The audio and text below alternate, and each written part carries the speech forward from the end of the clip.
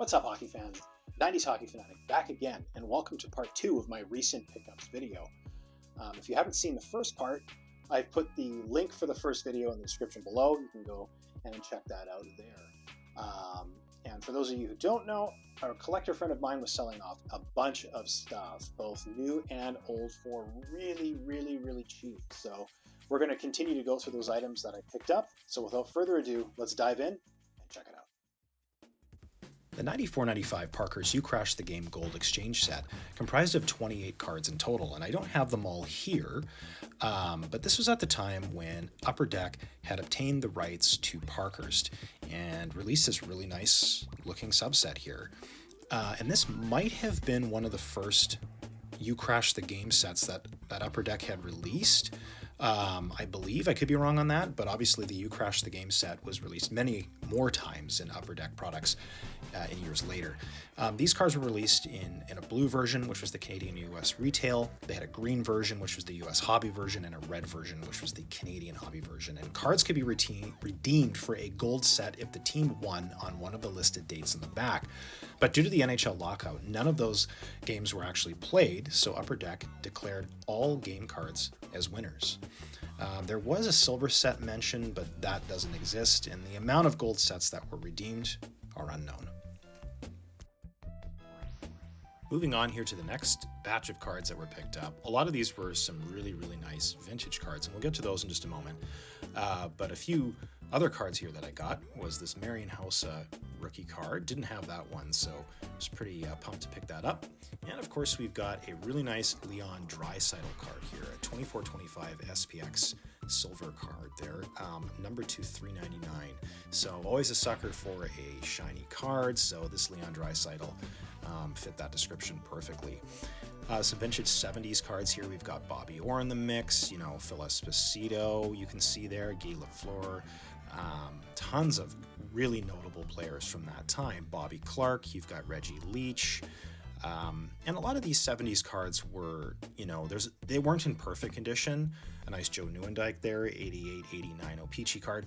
But yeah, a lot of these 70s cards weren't in the best condition, but a lot of them were in pretty good condition. So I was thrilled to pick these up. Didn't have a lot of 70s cards in my collection, but really cool stuff there. Some more 88-89 O-Pee-Chee. Arguably one of my favorite sets of the 80s, and just a random assortment of other 80s cards. There's some late 70s stuff. And how about that Philadelphia Flyers logo? Really like those kind of cards, and team cards. Man, I really miss the days of that being part of hockey card sets. But anyhow, a nice vintage lot here.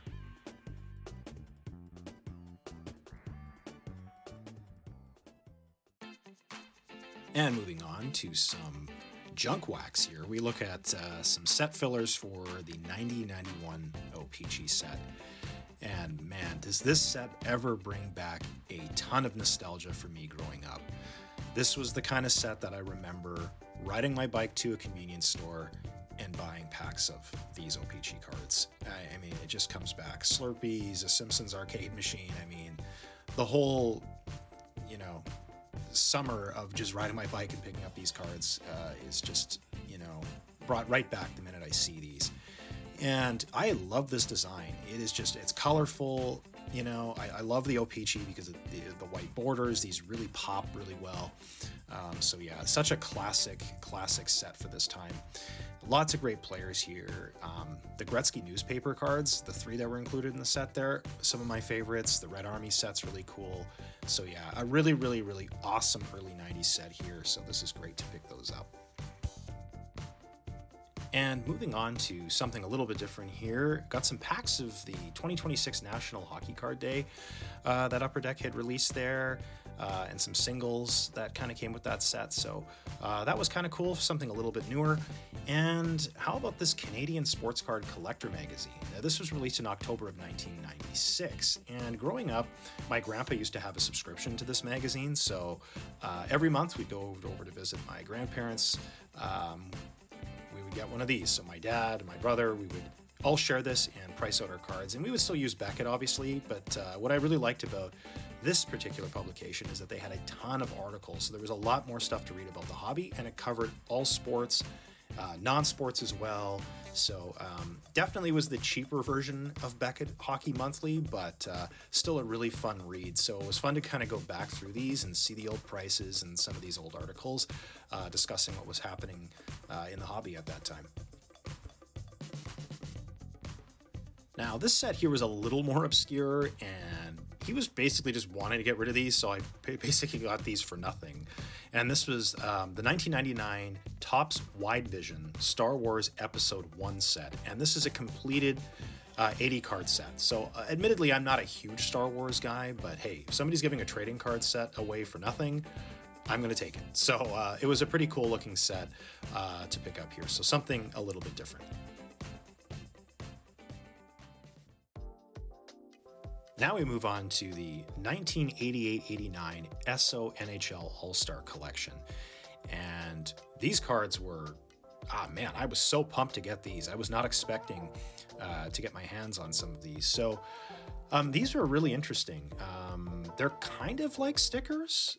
I want to say they're almost like stamps. There's like this kind of like a glue on the back of these, kind of like stamps would have. And you'd have to moisten the back and then put these in an album. So it was kind of a different idea. It wasn't like the typical Panini release where you'd peel them, stick them. So I don't know. It's kind of weird, but nevertheless, this is a 48 card set, and the set actually contains 53 cards, but some of the cards were actually printed in the album that these cards are to go into.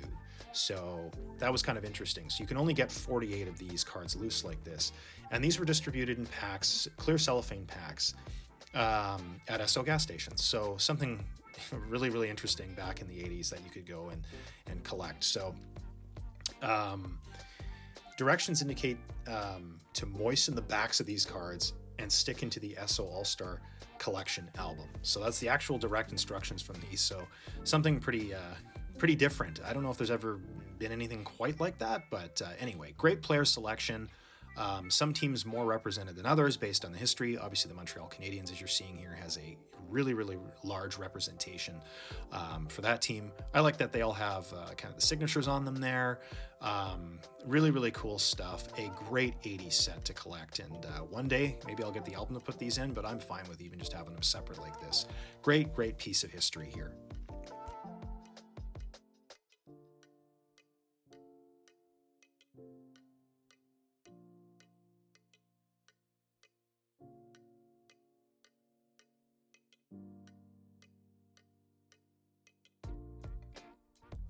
And next up here is one of my favorite parts of this entire pickup haul here, and it is a completed Series 1 and Series 2 set of the 1992-93 Parker's Green Emerald cards. And I was beyond pumped when I got my hands on this album. Unbelievable. So these are 480 cards with both Series 1 and Series 2 sets there. And these were inserted 1 per pack and 2 per jumbo pack. These feature a green foil accent on the front there with the Parker's logo. And if they didn't have the Parker's logo on the front, there would be certain cards that just had their names in green foil. So you knew that those are the Green Emerald versions. And as you can see, these sheets were in awful condition. These were really, really badly yellowed here from being stored somewhere. I don't know where, maybe in a garage or something like that, but I'll do those all up and fix them, but all the cards were in mint shape. And finally, just some Ultra Pro supplies here that I picked up. Obviously needed those pages to fix up that 92-93 Barker's set there, so those are going to look nice and shiny in these pages. You got some penny sleeves and some top loaders to store the cards in here, so always love some fresh Ultra Pro products to make my cards look nice. Well, folks, that concludes the second part of my recent pickup video there. Thanks so much for checking it out, and of course, if you could like and subscribe to the channel, I would greatly appreciate it. And as always, thanks for watching. Take care.